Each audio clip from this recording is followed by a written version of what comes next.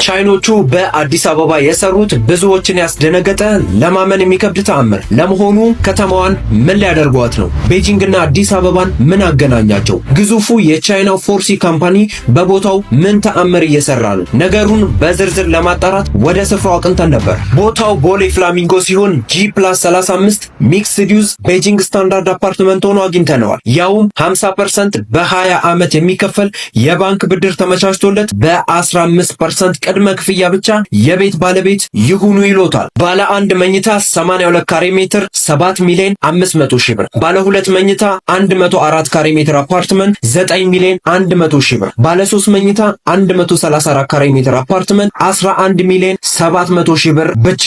እነዚህ ግንባታቸው 68% የተጠናቀቁ አፓርትመንቶች የጣራ ከፍታቸው 3 ሜትር ከ75 ሴንቲሜትር ሲሆን ቁምሳጥን፣ ኪችን ካቢኔት፣ የባኞ ቤት ዕቃዎች፣ ዘመናዊ የወለል ንጣፎች፣ ቅንጡ መብራቶች፣ ዘመናዊ በሮች ተገጥሞላቸው ቁልፎትን ብቻ ይረከባሉ።